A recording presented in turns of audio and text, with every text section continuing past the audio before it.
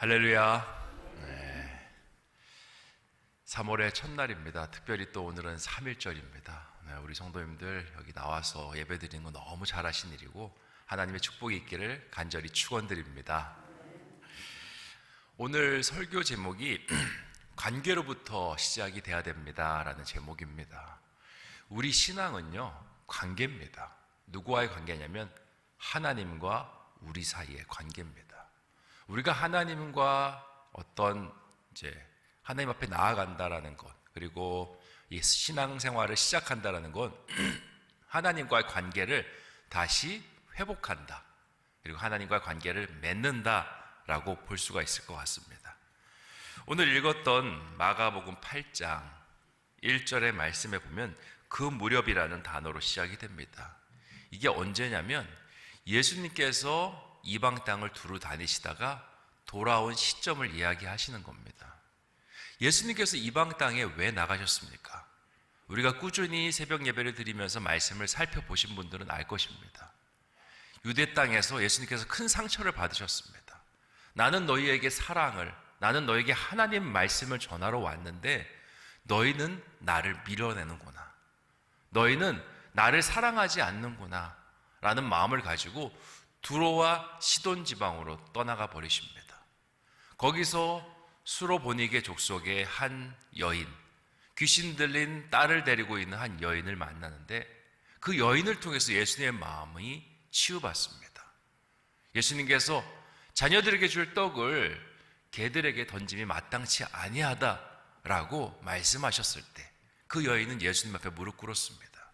그리고 주님이 개라고 하시면 전 개가 돼도 좋습니다. 하지만 그 은혜의 부스러기를 받아먹는 개가 되게 하여 주시옵소서. 주님 은혜가 너무 소중합니다. 주님이 뭐라고 부르시든 상관없습니다. 그 은혜만 받을 수 있으면 저는 뭐라도 좋습니다. 주님께서 듣고 싶으셨던 말씀이었는데 그 말씀을 유대인들에게 듣는 것이 아니라 그 이방 여인에게 듣고 주님께서 오늘 말씀에 돌아오는 것입니다. 우리가 하나님과 가까워지는 것도 관계고요, 하나님과 멀어지는 것도 관계입니다. 우리 안에 죄가 어떤 역할을 하게 되냐면, 죄가 우리 가운데 들어왔을 때 하나님과의 관계를 단절시킵니다. 하나님과 우리 사이에 막힌 담을 만들어내고 하나님과 우리가 먼 그런 지체가 될 수 있도록 죄는 우리 안에서 역사하는 겁니다. 신학적으로 죄를 정의할 때 크게 세 가지가 있습니다. 하나는 원죄요, 하나는 자범죄요, 또 하나는 성령 회방죄입니다. 이 세 가지 모두가 관계와 관련이 있습니다. 원죄는 말 그대로 아담을 통해서 우리 가운데 흘러오는 죄입니다. 아담 때문에 죄가 우리 가운데 들어올 수 있었고 우리는 어떠한 모양으로도 하나님과 우리의 관계를 회복할 수가 없습니다. 단절되고 말았습니다. 그래서 예수 그리스도께서 이 땅 가운데 오시고 화목 제물이 되셔서 우리와 하나님의 관계를 회복하셨습니다. 그리고 이 원죄의 문제가 사라졌죠. 자범죄라는 것이 있습니다. 우리가 원죄의 문제를 해결한 후에도 여전히 이 땅 가운데서 죄를 지으며 살아갑니다. 죄는 하나님과의 관계를 멀게 만듭니다. 그래서 구원받은 사람에게는 하나님께서 성령을 보내주셔서 죄가 무엇인지 깨닫게 하는 겁니다. 너가 지금 하고 있는 일, 하나님께서 기뻐하지 않는 일이야. 양심을 통해서 죄책감을 만들어내시고 또 예배의 말씀을 통해서 네가 하고 있는 행동이 하나님과 멀어지는 행동이다라고 우리에게 끊임없이 가르쳐 주십니다. 그래서 우리 가운데 그 자범죄의 문제를 해결할 수 있는 겁니다. 그런데 이 세 가지 죄 중에 주님께서 가장 엄하게 다스린다는 죄가 있습니다. 그게 뭔지 아십니까? 성령 회방죄. 성령 회방죄가 왜 엄하게 다스리는 죄이고 무서운 죄냐면, 우리 안에 하나님과의 관계를 회복하게 하는 영, 우리 가운데 죄의 문제를 해결할 수 있도록 우리를 하나님께 그리고 회개 가운데, 회심 가운데 인도하는 영이 뭐냐? 바로 성령인 것입니다. 근데 그 성령이 회방을 당하면요, 마음속에 작동을 하지 않습니다. 성령이 작동하지 않으면 우리가 회개를 할 수 있습니까? 없습니까? 없어요. 성령이 우리의 마음속에 끊임없이 양심의 죄책을 불러일으키는데 성령이 작동하지 않으면 양심에 거리낌이 없습니다. 그래서 서신서를 읽어보면 양심에 화인 맞은 자라는 사람들이 등장하는 거죠. 화인을 맞아서 자기가 뭔 잘못을 저지르고 있는지 전혀 관심이 없습니다. 죄가 쌓이고 쌓여서 결국에는 하나님과 우리가 결코 다시 관계를 회복할 수 없는 그런 심각한 관계로 들어가고 마는 것입니다. 그래서 우리 그리스도인들은요, 하나님과의 관계를 잘 맺어가는 것이 필요합니다. 하나님과의 관계를 잘 맺기 위해서 성령 충만한 겁니다. 하나님께서 우리에게 오시면 그 하나님의 오심을 우리가 기쁨으로 맞이하는 것, 그렇게 관계가 돈독하게 연결이 될 때 사단의 시험, 세상의 유혹, 우리에게는 문제가 되지 않는 것입니다. 그러니까 꼭 기억하십시오. 관계부터 풀어야 된다. 하나님과 우리 사이는 관계로 얽혀져 있다. 자, 그래도 참 감사한 것이 있습니다. 우리가 성령 해방죄에 대해서 되게 무섭게 여길 수 있지만 그래도 하나님께서 감사한 것은 그의 인내심이 참 크다라는 겁니다. 이 성령 해방죄가 어떻게 생겨나냐면 성령을 끊임없이 인격적으로 모독하고 무시하면 생겨나는 거예요. 그러니까 성령을 말로 그냥 욕한다고 해서 성령 해방죄가 되는 것이 아니라 성령은 자꾸 나한테 얘기하시는데 내가 그것을 듣지 않으면요, 성령이 마음이 상하세요. 예수님께서 두로와 시돈으로 가버리신 것처럼 우리의 삶 속에서 침묵해 버리십니다. 근데 하나님께서는 인내심이 참 깊으세요. 성령이 떠나시는 일은 우리에게 그래도 쉽게 일어나지 않습니다. 오늘도 보시면 주님께서 두로와 시돈 지방으로 떠났다가 다시 돌아오십니다. 그리고 말씀을 전하시는데 유대인들이 그래도 예수님의 말씀을 들으러 나와요. 예수님을 배척하는 사람들도 있지만 예수님을 받아들이는 사람들도 있었습니다. 예수님께서 그들을 보시고 2절에 이렇게 생각하십니다. 내가 무리를 불쌍히 여기노라. 주님은요, 우리를 끊임없이 사랑하시는 분이세요. 우리가 밀쳐낸다 할지라도 그분은 우리를 사랑하시고 불쌍히 여기시는 분이십니다.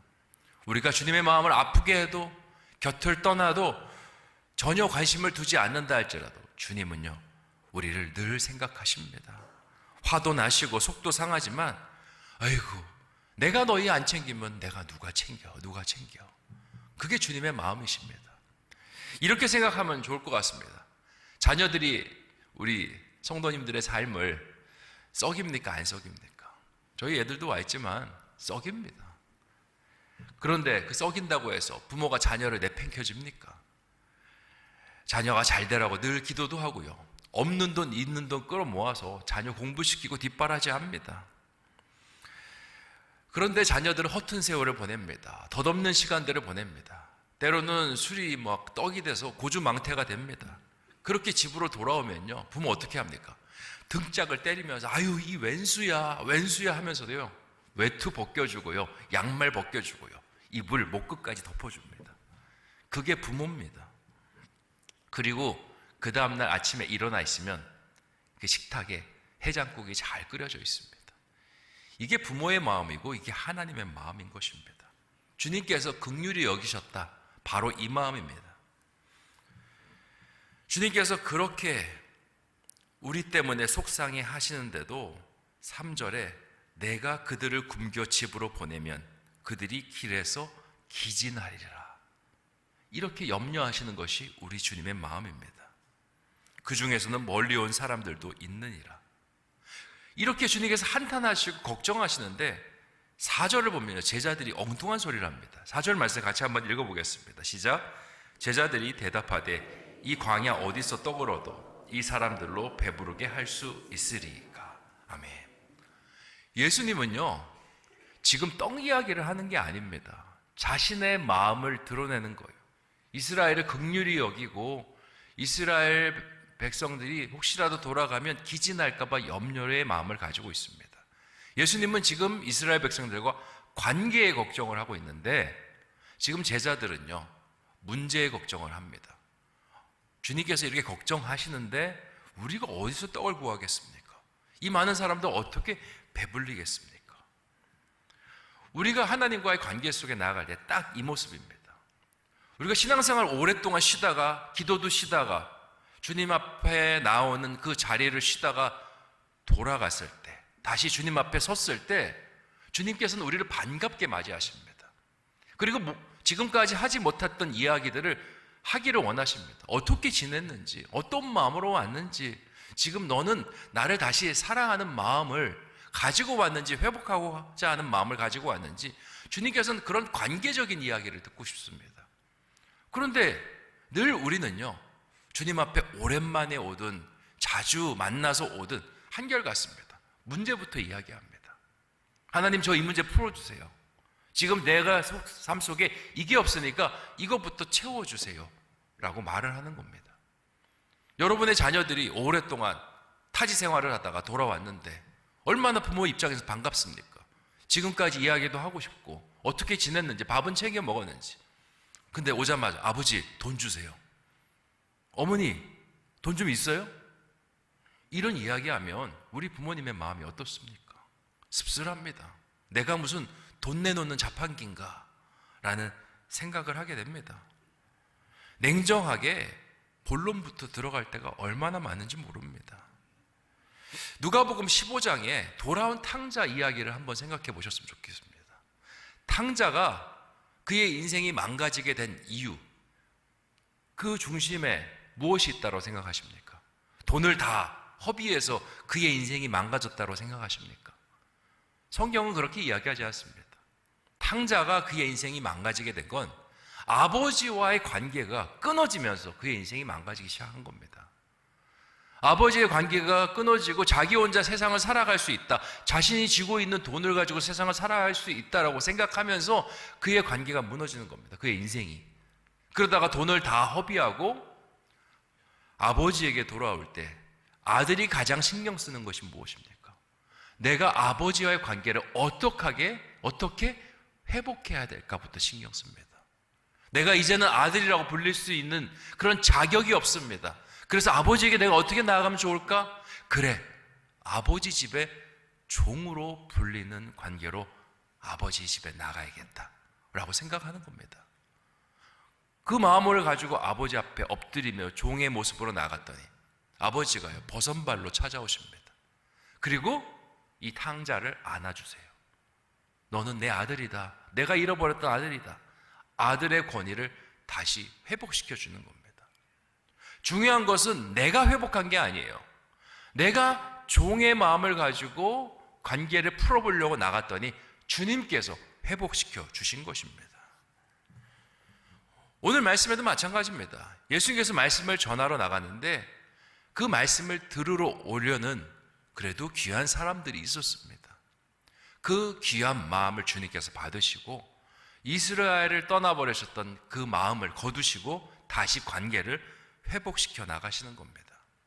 자, 관계가 회복이 됐습니다. 5절부터 놀라운 능력이 일어납니다. 예수께서 물으시되 너희에게 떡 몇 개가 있느냐? 이르되 7이로소이다. 6절에 예수께서 무리를 명하여 땅에 앉게 하시고 떡 7개를 가지고 축사하시고 떼어 제자들에게 주어 나누어 주게 하시니 제자들이 무리에게 나누어 주더라. 또 작은 생선 2마리가 있는지라. 이에 축복하시고 명하사 이것도 나누어 주게 하시니, 그리고 어떤 일이 일어납니까? 배불리 먹고 남은 조각이 7강주리를 거두었으며 사람은 약 4,000명이었더라.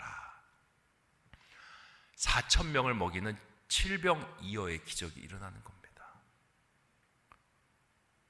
자, 말씀을 다시 한번 생각해 보십시오. 7병2어의 기적, 우리의 삶 속에도 일어나기를 원하지 않으십니까? 풍성해지는 기적, 내가 생각하지 못했던 놀라운 능력으로 하나님께서 채우시는 기적.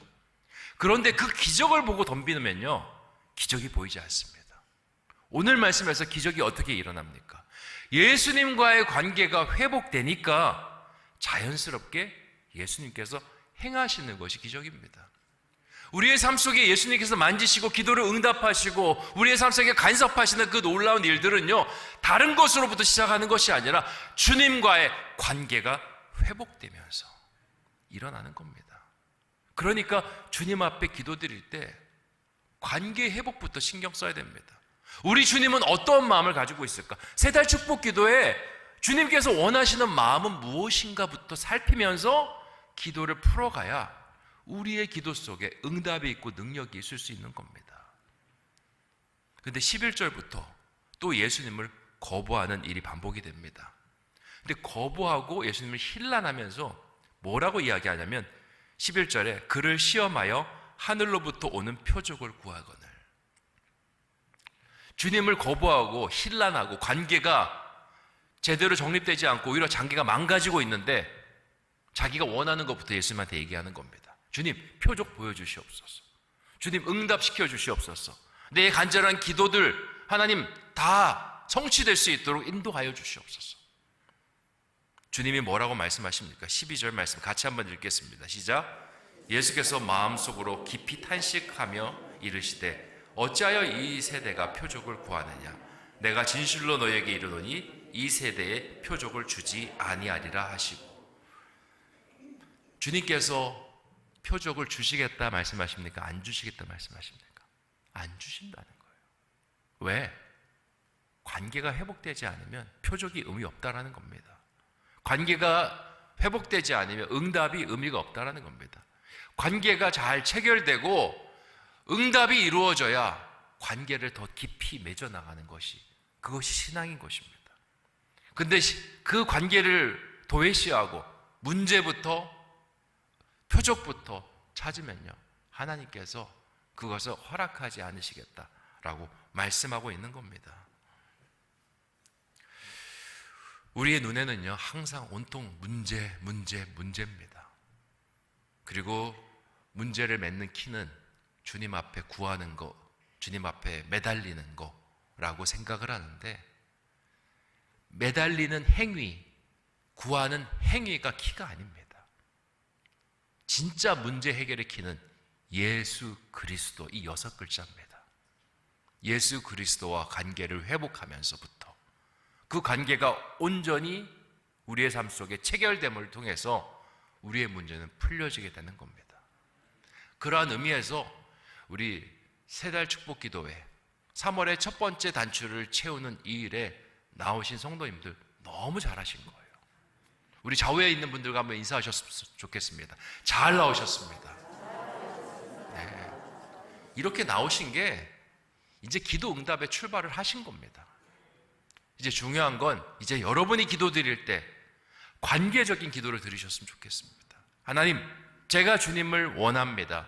제가 주님을 사랑합니다. 주님과 더 함께 거하기를 원합니다.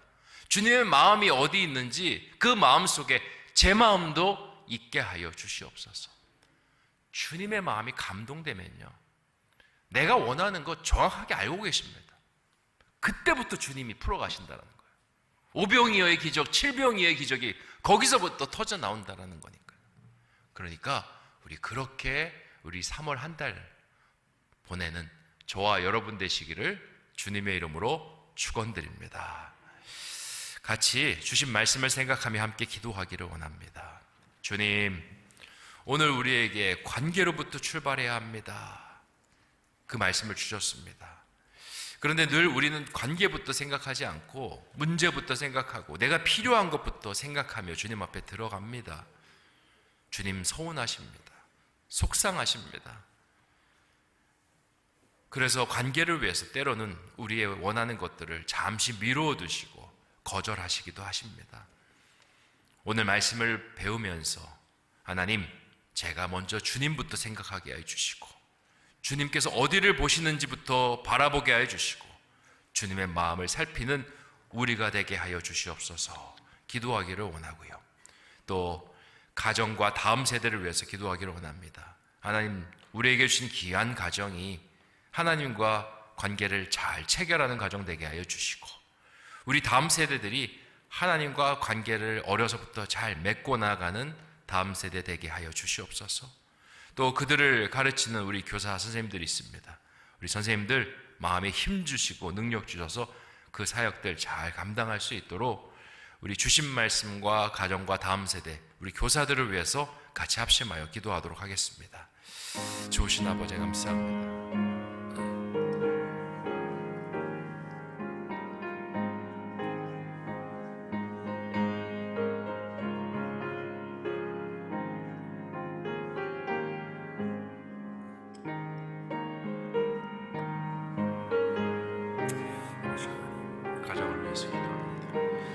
다음 세대가 아버지 하나님 주님 앞에 관계를 잘 맺는 복된 관계들이 되게 해주시고 은혜의 관계들이 되게 해주시고 주님께서 붙들어 주시고 함께 해주시옵소서.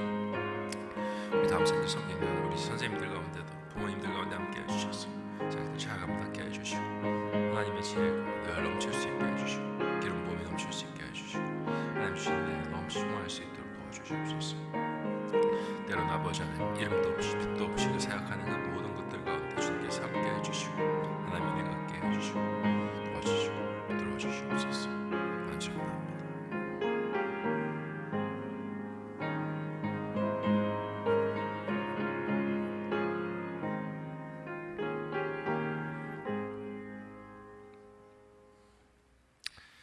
좋으신 아버지 하나님, 오늘 우리에게 주님이 정말 원하시는 것이 무엇인지, 주님과 우리 사이에 정말 필요한 것이 무엇인지 깨닫게 하여 주시니 참으로 감사합니다.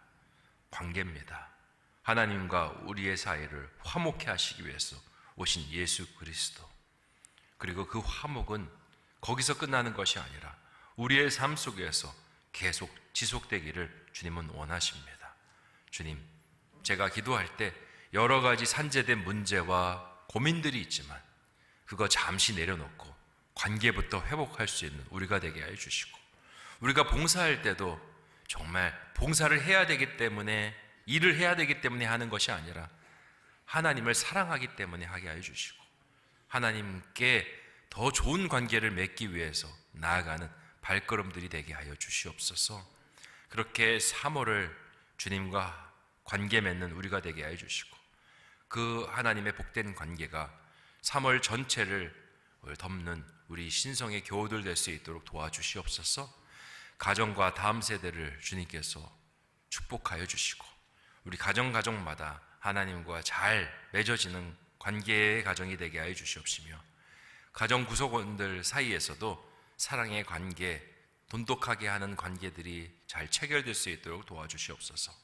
다음 세대 어리지만 하나님을 아바 아버지로 알게 하여 주시고, 또 청소년들 이제 부모님의 하나님이 아니라 나의 하나님으로 관계를 맺어갈 수 있게 하여 주시옵소서.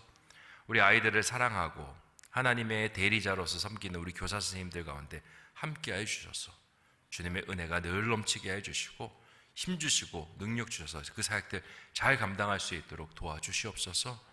오늘 이렇게 새벽 제단에 발걸음한 우리 성도님들의 기도에 귀 기울여 주시고, 하나님 특별히 굽어 살펴 주시옵시며, 하나님의 응답이 가정마다 사람마다 충만히 임할 수 있게 하여 주시옵소서.